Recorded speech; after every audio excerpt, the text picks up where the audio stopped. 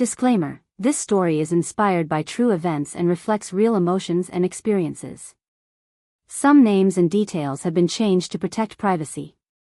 The story deals with sensitive topics such as infidelity and personal growth. Reader discretion is advised.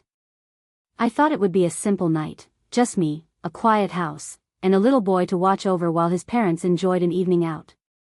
Babysitting wasn't new to me. I'd done it a few times for friends and neighbors, usually relaxed and straightforward. But this time felt different, though I didn't realize it at the start. When I arrived at the house, everything seemed normal. A cozy living room, toys scattered on the floor, and the soft glow of a nightlight in the hallway. The boy, around 5 years old, greeted me shyly, clutching his favorite stuffed animal. His parents seemed polite, a little rushed, but pleasant. They assured me everything was set, left some snacks for the kid, and reminded me to call if I needed anything. I settled in quickly, expecting a quiet few hours. I played with the boy, read him stories, and watched some cartoons while he ate his dinner. The night was uneventful at first, the kind of calm you want when you're babysitting. The parents promised to be back before bedtime, so I felt comfortable enough to relax. Yet, something about the atmosphere felt slightly off. I chalked it up to the natural awkwardness of strangers in a home, but there was an unspoken tension in the air. The boy, though cheerful, seemed a little more clingy than usual. I told myself it was normal, maybe he just missed his parents. At one point, I noticed the father pacing near the door, phone in hand, glancing at the screen with a furrowed brow. When he saw me watching, he smiled but quickly turned away. I tried not to read too much into it. Maybe he was just nervous about leaving his son for the first time. The mother kissed her son goodbye hurriedly, her eyes not quite meeting mine. I thought perhaps she was just busy or distracted. It wasn't until later that night I realized those small details were pieces of a much bigger puzzle. As the clock ticked past the usual bedtime, I tucked the boy in, kissed his forehead, and sat down on the couch with a book. I wanted to enjoy the quiet, but my mind kept drifting back to the strange vibe in the house. Was I imagining it? Was this really just a simple babysitting job, or was there something else going on behind the closed doors? I didn't know then that this night would change my life in ways I never expected. What started as a favor turned into a journey, one that would shake my beliefs, challenge my heart, and help me find myself in the process. As the evening progressed, the comfortable quiet I had hoped for began to unravel in small, almost imperceptible ways. It started with the father's behavior, something about the way he kept checking his phone, his eyes flickering with a mix of anxiety and guilt. At first, I tried to dismiss it as normal nervousness. Maybe he was worried about work or just eager to get back to his family.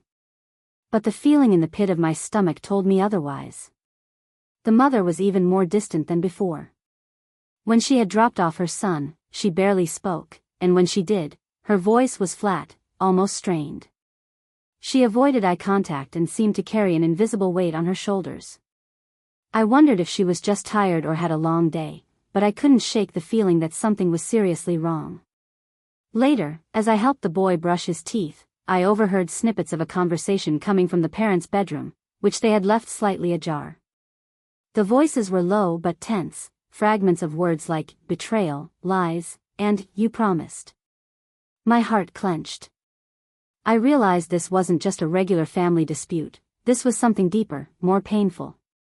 The boy, unaware of the adult conflict, continued to smile and ask innocent questions. "Why is mommy sad?" he asked quietly as I tucked him into bed. His question hit me hard. How could I explain something so complicated and painful to someone so young? I told him that sometimes grown-ups have problems but that everything would be okay. It felt like a lie, but it was the only comfort I could offer. I found myself watching the parents from a distance, noticing how their interactions were filled with unspoken tension. The father's nervous glances at his phone, the mother's cold silences. It was clear their marriage was crumbling. What shocked me most was how much I was drawn into their story, how my role as a babysitter was becoming more complicated than I ever expected. I began to question my own judgment. Should I intervene? Should I say something? Or was I just a bystander in a painful scene that didn't belong to me? The line between professional distance and human empathy blurred, and I felt myself slipping deeper into the family's private world. That night, as I sat alone in the living room, the reality hit me hard. This was no ordinary babysitting job. I was witnessing the unraveling of trust and love, a betrayal that cut deeper than any ordinary argument. And somehow, in that moment of vulnerability, I felt a strange connection to the pain around me. I realized this night would force me to confront more than just the troubles of a family I barely knew. It would challenge me to face my own fears, my own wounds, and ultimately, help me find something I had lost along the way, myself. The night deepened, and so did my unease. I had been trying to focus on the little boy, playing quietly, reading his favorite storybooks, but my mind kept drifting back to the tense energy in the house. Eventually, curiosity got the better of me. While the boy was asleep, I found myself wandering into the father's home office, a small room just down the hall. On the desk was his phone, left unlocked, and the screen lit up with a message notification. I tried to resist, telling myself it wasn't my place to snoop. But the need to understand, to make sense of the strange atmosphere, overwhelmed me. I glanced at the messages. They weren't meant for me, but they revealed a secret I wasn't prepared for. Flirtatious texts between the father and someone else, someone who wasn't his wife. I read words like, "miss you," "can't wait," and "our little secret." My heart sank, a heavy weight settling in my chest. It wasn't just a minor argument or a misunderstanding, it was infidelity. The perfect family I'd admired from a distance was cracking open to reveal a hidden pain. I felt shock, betrayal, and an odd sense of sorrow all at once. I shut the phone quickly, guilt flooding over me. Was I wrong to look? Should I have just minded my own business? But the truth was now impossible to ignore. Back in the living room, I sat silently, the reality settling around me like a thick fog. I realized this night wasn't just about babysitting anymore. It was about witnessing a fracture in trust, and watching the slow unraveling of a family's foundation. My thoughts drifted to the mother. Had she known? Did she suspect? The coldness I had seen in her earlier made more sense now. Perhaps she was already hurting, hiding her pain behind a calm facade. As I tried to process everything, I felt my own emotions stirring, memories of past betrayals, moments when I too had felt lost and broken. It was as if the family's secret had somehow unlocked a door inside me I thought was closed forever. I wrestled with the decision of what to do. Should I tell the mother? Should I confront the father? Or was it better to stay silent, protect the child, and keep out of adult matters that weren't mine to fix? The dilemma was overwhelming. But deep down, I knew I couldn't just walk away, not without trying to find some kind of meaning or resolution for myself. That night, alone in the quiet house, I realized that what I thought was a simple babysitting job had turned into a journey, one that would force me to face painful truths and, unexpectedly, help me find a part of myself I had long forgotten. While the adults around me wrestled with secrets and silence, the little boy remained blissfully unaware of the storm brewing beneath the surface. His world was still simple, filled with toys, bedtime stories, and my presence as a temporary guardian. It was his innocence that struck me most that night, how pure and untouched it was, even when the adults were falling apart around him. As I sat beside him reading a story, he looked up at me with wide eyes and asked, "Why does Mommy look sad when she talks to Daddy?" His voice was soft, full of confusion and worry. I paused, unsure how to answer a question so heavy coming from such a small child. I wanted to shield him from the harsh reality, but I also didn't want to lie. I told him gently, "Sometimes grown-ups have big feelings and problems, but they still love you very much. Things can get better." His little hands gripped my fingers tightly, seeking reassurance. That moment made me realize that this child, so young and innocent, was caught in a web of adult pain he couldn't understand or escape. And yet, he deserved to feel safe and loved, no matter what was happening between his parents. Throughout the evening, the boy's simple questions and candid observations gave me a new perspective. His innocence was a stark contrast to the complicated, painful world of betrayal and broken promises around us. While the adults fought their silent battles, he just wanted to feel secure and happy. At one point, he asked if I would stay with him forever. His trust in me, despite the strange and tense atmosphere, was humbling. It reminded me how important it was to be strong for him, to be the stable presence that he desperately needed. Caring for him wasn't just a job anymore, it became a responsibility to protect his childhood from the shadows creeping in. The child's innocence made me reflect on my own life, on how often we lose ourselves to pain and heartbreak, forgetting the simple need to feel loved and safe. That night, I found myself not only watching over a child but also rediscovering something precious inside me, the capacity to care deeply, to protect innocence, and to hold on to hope even when everything feels broken.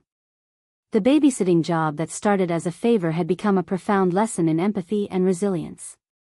And in the boy's innocent eyes, I saw a reflection of the strength I needed to find in myself.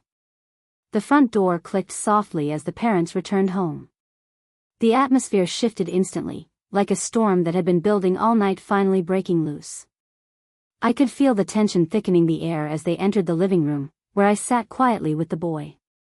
The father's eyes met mine for a brief moment, a flicker of something I couldn't quite read, guilt, embarrassment, or maybe helplessness. The mother remained distant, her expression unreadable but tense.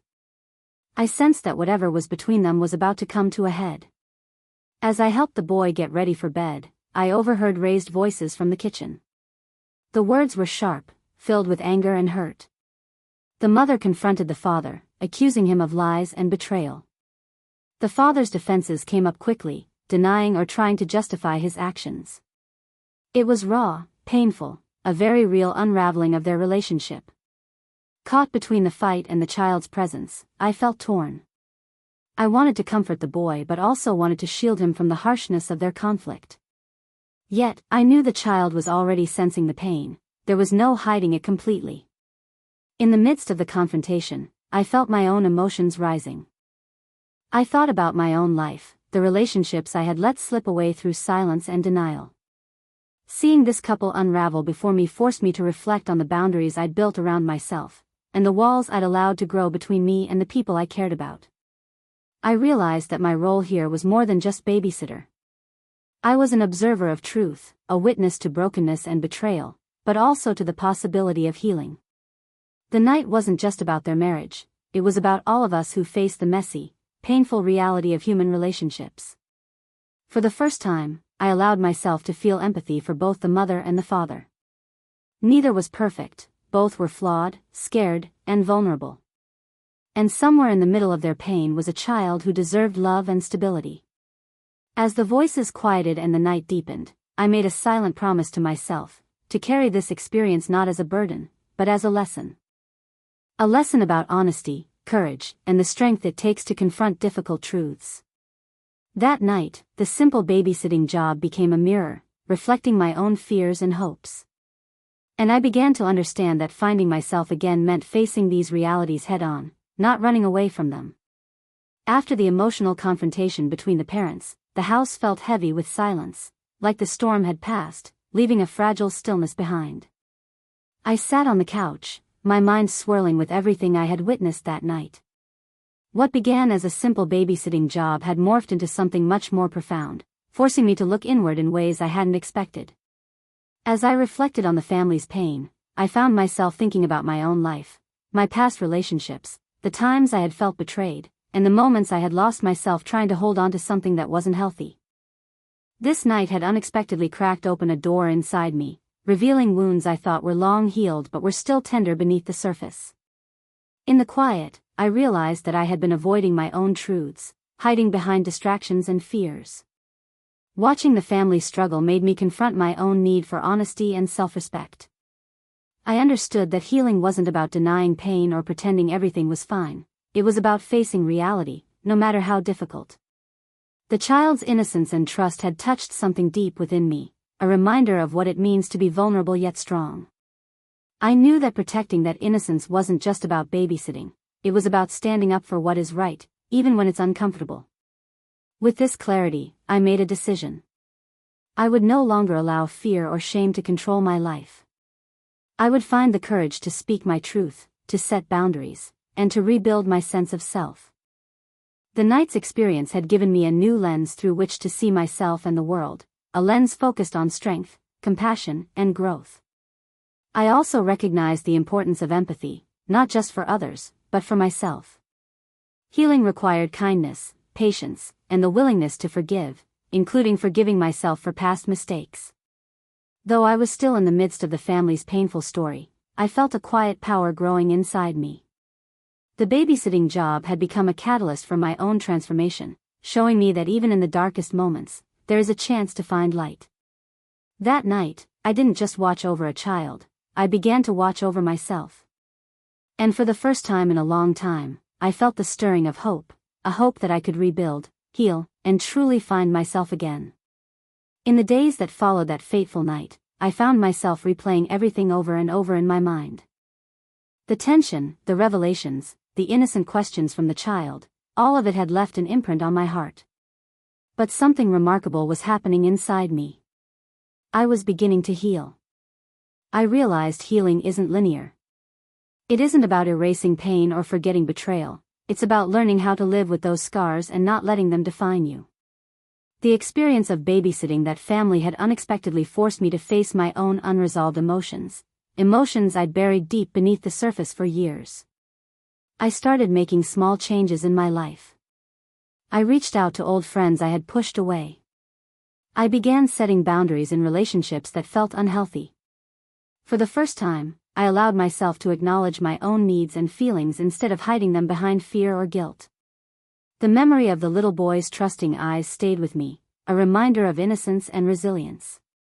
If a child could face uncertainty and still hope for better, then surely I could too. I began to practice kindness toward myself, forgiving my mistakes and embracing imperfections. The family I had babysat was still struggling, but I saw glimpses of healing in their own way. It made me realize that while we can't control other people's choices, we can control how we respond to them. And in that response, we find our power. My self-discovery journey wasn't about finding a quick fix or perfect resolution. It was about embracing the messy, complicated reality of life, and choosing to grow through it. That simple babysitting job had become a turning point, a moment where I rediscovered my own strength and resilience. I started dreaming again, about what I wanted from life and love. I began to understand that finding myself meant being honest with myself, trusting my instincts, and moving forward with courage. Though the road ahead wasn't clear or easy, I felt ready to walk it. Because I knew now that even in the darkest moments, healing is possible, and sometimes, it begins in the most unexpected places. The experience of that night stayed with me longer than I expected. What began as a simple favor, a babysitting job, had transformed into a profound journey of self-discovery and healing. I realized that sometimes life's hardest lessons come when we least expect them, hidden beneath ordinary moments. In the weeks and months after that night, I found myself embracing change with a new mindset. I stopped running from the past and started owning my story, scars and all. I understood that forgiveness wasn't about forgetting what happened or excusing betrayal, but about freeing myself from bitterness and pain. The family I had babysat continued to face their challenges. Though their path was uncertain, I hoped they could find healing in their own time. For me, the most important outcome was the way I had changed, how I had rediscovered my own strength and voice. I began to rebuild my life intentionally, setting clearer boundaries and nurturing relationships that uplifted me. I pursued passions I had long neglected, and I made peace with the parts of myself I once tried to hide. That night had shown me the power of vulnerability and honesty, and how facing difficult truths could lead to unexpected growth. It wasn't easy, but it was worth it. I found courage in my pain and hope in my healing. Most importantly, I found myself again. Now, when I look back, I see that babysitting job not as a burden or a painful memory, but as a turning point, a moment that reminded me of who I truly am beneath the surface. Life is messy and imperfect, full of heartbreak and healing. But in embracing those truths, we find the path to becoming whole. And sometimes, that path begins when you least expect it, like the night I thought I was just babysitting.